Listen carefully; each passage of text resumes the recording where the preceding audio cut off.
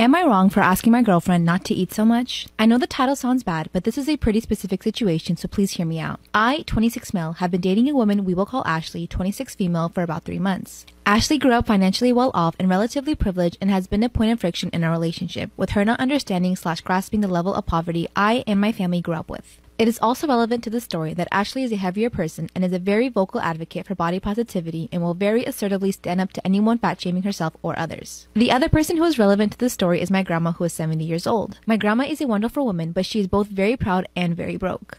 She likes to have us over for dinner and is an excellent cook, but financially, she can't really afford it. She refuses to take any money from me or anyone else and won't let anyone break food, saying it's her responsibility to take care of the family. She also takes offense if you turn down the invitation. About a month ago, we had dinner with her, and Ashley liked the food so much, she went back for a second and a third large portion. This is not done in my family. We all take a single small portion, as the leftovers are what my grandmother has to eat for the week, so Ashley taking more meant my grandma didn't have anything to eat for the rest of the week. After the dinner, I explained this to Ashley and she was shocked. I tried to bring my grandmother food, but she refused the charity out of pride. My grandmother has invited us for dinner again this weekend. Before we go, I tried to have a discussion with Ashley, reiterating my grandmother's financial situation and asking that she try to only take a single smaller portion so my grandmother can have food for the week. I said we can go eat again after the meal if she was still hungry. Ashley got very angry at this and said she will not be shamed for her eating and she will not limit her food and that no one other than her decides when she's had enough food. She also said I was fat shaming her. This whole ordeal has highlighted a lot of incompatibility issues and I don't know if the relationship is going to last, but just want some other opinions on this if I'm the asshole. So am I wrong for asking my girlfriend to limit her eating? No, bro, your poor grandma needs to eat too, man. Have some sympathy.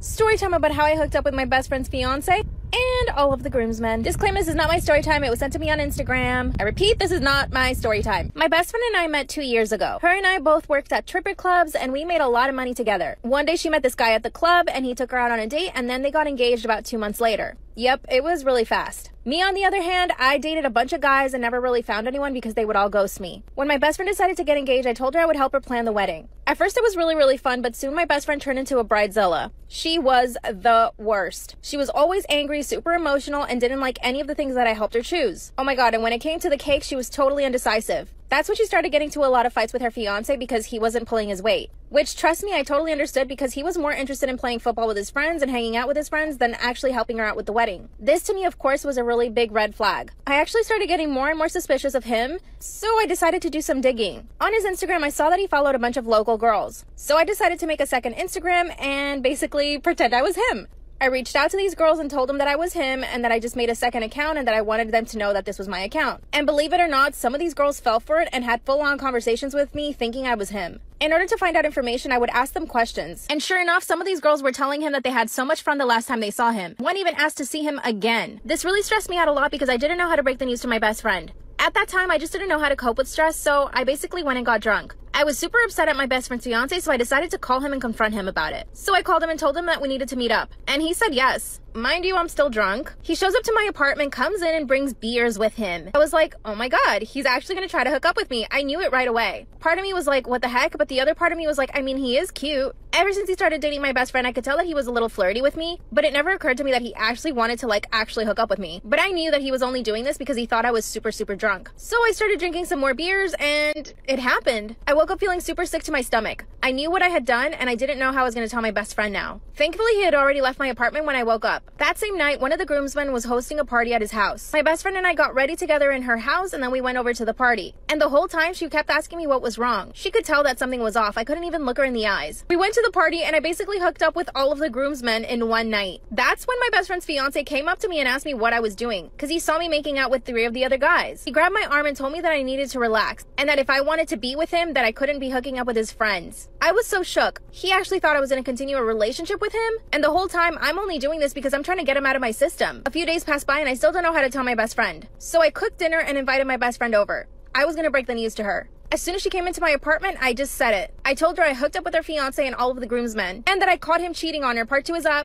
Story time about how I hooked up with my best friend's fiance and all of the groomsmen. Disclaimer, this is not my story time. It was sent to me on Instagram. I repeat, this is not my story time. That's when I decided to confess to my best friend that I had done all of these horrible things to her. I invited her over for dinner and as soon as she came in, I just vomited out everything. When I told her all of the truth, She said nothing. She stayed quiet for a few minutes. By the way, I was crying. I was like sobbing. She then started to laugh. I asked her why she was laughing, and she told me that the truth was that she didn't want to get married to him anymore, and that she already knew that he was being unfaithful to her, and that she knew that we hooked up. And when I asked her how she found out, she said that she actually followed him that night to my apartment, and that she saw he stayed in here for hours. She said she called my phone and I didn't answer, so obviously she connected the dots. And she told me that she didn't care if I hooked up with the groomsmen. She also said that she knew that he was hooking up with a bunch of girls around town, and that she had been following him for around 2 weeks, seeing who he was hooking up with. I explained to her that I was really drunk and that I just didn't realize what I was doing. Then she actually forgave me. She said that she had been planning on breaking up with him, but she didn't know how to do it, and that I actually helped her decide whether or not she should break up with him.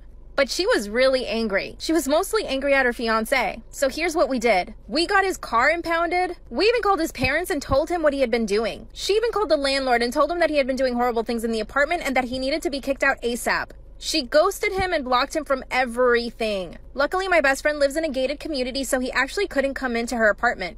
He even reached out to me, but of course, I blocked him and did the same thing. So now he was literally homeless, without a car, and since his parents were mad at him, they didn't take him in. So he had to go to stay with one of the groomsmen that I had already hooked up with. The next logical step was to sell the engagement ring. We went to a pawn shop and she got $15,000 for it. With the $15,000, we actually started our own little business and even went on vacation to Cancun for 2 weeks. He's still trying to reach out to her and me. He sent me messages on Instagram apologizing. And of course, he's asking me to convince my best friend to get back with him. We actually met this big director while we were traveling and told him about the story, and he actually wants to turn it into a movie. Who knows if it'll happen yet, but I'm hoping it will. And when it comes out, you guys will know who it is. Now we live in a really big fancy house. We actually run our business from home and we travel whenever we want. Now the question is, would you have forgiven me or not? Bye. Am I wrong for telling my husband I'll use my maiden name for our baby if he misses the birth? So I am 37 weeks pregnant. Due to several health complications during my pregnancy, I've been told multiple times by multiple doctors that I might have to give birth next week as opposed to 2 weeks from now. Furthermore, that I may actually go into labor this weekend or any time leading up to it. Due to these same health complications, I'm having a C-section and my doctors do not want me laboring. So, should I go into labor, they are most likely pushing me through as an emergency C-section. My husband knows all of this. However, he's holding on to the 2% chance they give him that the baby could last the 2 weeks. His sister is also pregnant, 4 weeks behind me, and her baby shower is this weekend. It will be over an hour away, and that's without traffic. So weeks ago, I declined for both of us because it didn't seem like a good idea. Well, despite having a long conversation, the shower, which is 2 days away, has come up again. It turned into a fight as there are multiple reasons that should I go into labor, it's just a bad situation for him to be that far away. My husband wants to go and support his sister and see his family, and says I'm keeping him on a short leash for something that probably isn't going to happen. I told him maybe he's right and nothing happens, but said should he choose to go and choose to take that risk, that should I go into labor, he would most likely miss the birth or be extremely late. And if he makes that choice, then I would give the baby my last name versus his family name. My husband says I'm being an asshole for keeping him hostage and I'm always planning for worst case, and that my thoughts are going to trigger labor more than anything. I said if he chooses not to be a part of this, should I go into labor, why should the baby bear his name when he would fail on his duty as a father? He has been silent and moody since, only talking when absolutely necessary and saying that I'm trying to take everything from him. So it got me thinking, am I wrong? Story time about how I almost got kidnapped by my online boyfriend. So a little background information, I was 16 and in 11th grade. So a year before this all happened, I posted a picture on Instagram saying, add me on Snapchat if you want to be friends. Yes, I was that person. Anyway, so this really cute guy adds me on Snapchat. And after about 3 months talking, he said that he wants to meet me in person. And he didn't sound sus at all, so I was like, sure. So we met at this park that was like 30 minutes away. We met there around 6 o'clock, so when the sun was setting. And he was super nice. It was super romantic. Well, then we went to his house. We watched a movie and we did the nasty. So after that, he asked me if I want a drink. And what I could have swore was 20 minutes later, I wake up in an abandoned farm shed with no clothes or anything. So I start screaming my head off. I don't have my phone or anything, so I start to run. And then he grabs me. He says, if you try to run or you try to scream, I am going to kill you. Part 2 about how I almost got kidnapped by my online boyfriend. So like I said, I wake up in this abandoned farm shed. I don't have no clothes. I don't have a phone. So I try to run and he grabs me. He says that if you run, I will kill you. So I was like, okay, fine. What do you want from me? So he starts putting on lingerie and tells me to also put some on so we can take pictures together. What the actual you know what? So after that, he starts crying and he starts telling me his whole life story and how he's not who I think he is. Turns turns out that he's 32 and he just goes online pretending that he's 17 years old. So I just try to comfort him, right? It ends up working. He brings me my clothes, tells me to run, or else he's going to, once again, kill me. So I run, I go to this gas station, get picked up by the police, find my parents. Luckily for me, I paid attention to where everything was. He was arrested, he's still in prison to this day, and I got grounded for 3 months. Am I wrong for rehoming my cat? So when I was 9, my parents received a 5-year-old cat from our local animal shelter. I agreed to getting the cat since I was 9 at the time, and of course I wasn't going to turn down the opportunity to getting a fluffy animal. However, I'd be lying if I said I loved the cat growing up. I didn't hate the cat by any means, but I came to realize that I am definitely more of a dog person. However, we never owned any animals apart from the cat since my dad has a fear of dogs for some reason. Last year, I moved in with my boyfriend and I took the cat with me, since my parents thought that the cat had bonded with me more. I was fine with this since the cat does its own thing. However, problems began to arise when me and my boyfriend got a French bulldog puppy since neither of us had been able to get a dog up until now. The Frenchie was very gentle towards our cat and doesn't bother her. The cat, on the other hand, made her disdain for him very apparent. This was done through hissing, loudly shrieking, etc. This went on for a year, with the cat's behavior towards our dog gradually getting worse. I lived 2 hours away from my parents, so taking the cat back to them wasn't really a viable option. After making all the efforts I could to get my cat to get along with my dog, albeit to no avail, I decided to take my cat to the local animal shelter since cats tend to be easily adoptable when compared to dogs. My parents recently came to visit. While they were here, they asked me where the cat was, to which I told them I had taken it to the local animal shelter. A huge argument ensued, despite the fact that I reassured them that the cat had been adopted, since it was no longer on the shelter's website. My parents left shortly after, and we haven't spoken since. My boyfriend has sided with me on this, saying that had we taken our Frenchie to the shelter, there's a good chance it may have been euthanized due to the overabundance of dogs in shelters. So, am I wrong here? Story time! And this happened to me like 40 minutes ago. So I was driving home tonight, and my apartment building is on a street that's a dead end. So I'm gonna make this hair clip my car.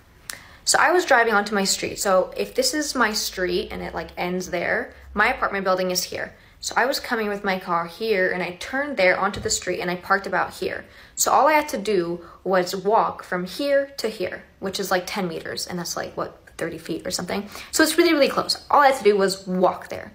So I parked my car, I got out, and as I started walking towards the entrance of my building, a man that was actually close to my building saw me.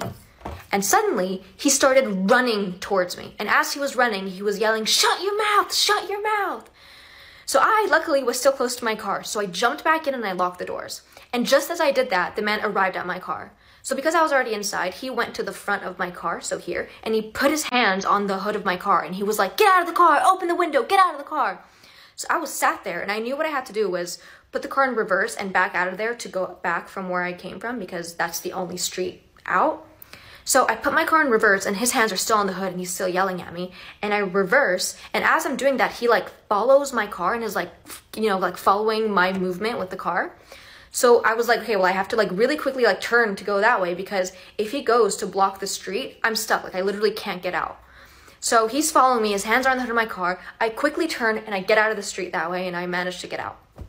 I then had to drive around for about 25 minutes, waiting for him to leave my street so that I could park my car and go home. I'm just really tired. Like, I just really want to be able to go home without that happening. I mean, I know that doesn't happen every day, but still, like, it happens often enough that it's really frustrating. I mean, not only is it obviously scary, but it's just like, why can't we just go home without being threatened? Story time about how I ghosted my boyfriend of 5 years. I know that sounds so bad, but he was a thief, a liar, and a cheater. Disclaimer, this is not my story time. It was sent to me on Instagram. Like I said, my boyfriend and I have been together for 5 years. We met in college and were basically inseparable for the first 2 years. On our third year of dating, I started working as a personal assistant for a big celebrity in LA. This meant I had to move to LA. You see, we lived in Texas at the time. Well, things got really bad after I moved. He wouldn't take my phone calls, he would totally ignore my text messages, and he would go out all the time. For the first few months, I tried to keep the peace so I wouldn't say anything. But eventually it got to the point where we wouldn't speak for an entire week. Luckily, my best friend still lived in Texas, so I had her follow him around for 2 days. And you'll never guess what she found. Shout out to my bestie. She showed up to his apartment early in the morning and waited for him to go to work, which he did. When he was done with work, she went back to his job to follow him back home. This is when she told me that he actually went to some girl's house. He didn't end up going home at all that day. This man actually spent the night at some girl's house. The whole time I was trying to call him and text him, and he did not take my phone calls. My best friend even took pictures of his car in this girl's driveway. Since I had this girl's address, I looked her up on the internet. I even found out her phone number because I paid some service online. And of course, I found her Instagram account. She had been posting on her story about hanging out with some guy. But the thing is, she didn't show the guy's face. She only showed his hand. Guess what? I recognize his hand in the picture because it has a tattoo on his pinky. So of course, I took screenshots. Later that day, my best friend followed him to a bar. At this bar, he met up with another girl. Unfortunately, I didn't have any information about this girl. I just knew that she drove a green car. My best friend followed him again the following day. He went to the beach, ran some errands, and then met up with another girl. Yes, we have 3 girls in 2 days. This girl was different because this girl was a friend of mine when I lived in Texas. And I knew she always had a crush on him, but she could never admit it. They went out to dinner and then back to her place. And again, my best friend sent me pictures of everything, so I had all the receipts. Side note, I think of my best friend spying on him and it makes me laugh. I hope you can all say you have best friends that are like that. So here's what I did. I got on the first flight back to Texas and did not tell my boyfriend that I was showing up at his apartment the following day. But guess what I find in his bed? Part 2 is story time about how I ghosted my boyfriend of 5 years. I show up to my boyfriend's apartment to catch him in the act, and you'll never guess what I found in his bed. Disclaimer, this is not my story time. I was sending me on Instagram. My lying, cheating boyfriend had given me a key to his apartment. So I unlock the apartment and make my way towards his bedroom, really quietly. When I walk into his bedroom, I find him curled up in his bed with another girl. He's holding her in his arms, totally fast asleep. The worst part is, I recognize the girl that was with him. It was one of the girls who I used to be friends with in Texas. I walked backwards and closed the door behind me. That's when I just started to cry. I couldn't believe that he had done this to me. While I was working my butt off in LA trying to make a future for us, he was in Texas dating 3 women at once. No wonder he never picked up my phone calls or even texted me back. So here's what I did. I had printed out all the receipts I had, all the pictures of him hanging out with other girls that my best friend took while she was spying on him. I laid out all the pictures on his kitchen counter, and I left him a letter too. I told him in the letter that I could never forgive him and for him to never contact me again. Oh yeah, and that I wanted him to pay me back the $3,000 he owed me. You see, when we first started dating, he needed a loan for his car. I helped him out and gave him $3,000, which he promised to pay me. Obviously, we dated for 5 years and I never saw any of that money. So aside from him being a cheater and a liar, he was a thief. I left the note and the cards and left his apartment. I went to my parents' house and stayed with them for the weekend. Of course, my boyfriend, ex, showed up to my parents' house and begged to talk to me. My father told him to leave me alone and to never speak to me again. My dad told him that when he was ready to pay him the money. That made me laugh. I was totally crushed. I blocked him on everything, even through email. Of course, he got on someone else's phone and tried to contact me that way, but I never replied. He sends me emails every now and then and promises to pay me the money back. A few days ago, he sent me a picture of an engagement ring. He keeps telling me that I'm the best thing that he's ever had, that he's sorry and blah, blah, blah. I kind of want to reply to him, but I know that that's a bad idea, right? Or should I just talk to him and see what he has to say? What do you guys think? Story time, and this is a really freaky story, and I've tried to share it before on TikTok, but after I shared it, some really weird things started happening to me, so I deleted it. But I'm gonna try again. Everyone's name has been changed just for safety reasons. But okay, here goes. Again, it's really freaky. Be ready. 2 years ago, my friend named Ashley was in London for a work thing. She normally lives in a different country. But so she was in London for a work thing, and so I told her that she could stay with me. This one night, Ashley decided to meet up with her friend John, who she hadn't seen in a few years, because John also lived in London. So Ashley and John went for dinner. At dinner, everything was fine. Everything was completely normal. And halfway through, Ashley went to the bathroom. When she came back from the bathroom, John started acting really, really weird, and he was like, Ashley, we have to leave right now. We have to go. And she was like, what are you talking about? We haven't even finished our food. Are you okay? And he was like, no, we just have to go. I already paid. It's fine. Let's just go. Please, let's go. So they leave the restaurant, and then they're walking down the street, and John started telling Ashley, for the past 8 months, I've been followed, and I'm still being followed, and that's why we had to leave the restaurant, because there are people there that were watching us, and my life is in danger, and now I think that your life is in danger too. I have to do part two. So John and Ashley are walking down the street, and he's telling her, like, I needed to tell you, because I think your life might be in danger now too, because you just hung out with me, and I just needed you to know, like, just in case. So Ashley ended up coming back to my place after that whole thing happened, and she told me what happened, because she was genuinely freaked out, and we couldn't figure out whether John was just mentally unstable or whether this was actually true, because he was fine up until that halfway point at dinner, so we couldn't figure it out. So then what we decided to do is call Ashley's brother Tom, because Tom also knew John, so we wanted to get his opinion on it, like what he thought was going on, whether John was okay or whether there was something going on. So we decided to call John through Ashley's phone, so we do a FaceTime audio call. And when we call, a woman answered the phone, and she was like, wait, Ashley, hold on 1 second. Ashley, don't hang up the phone, Ashley. 1 second.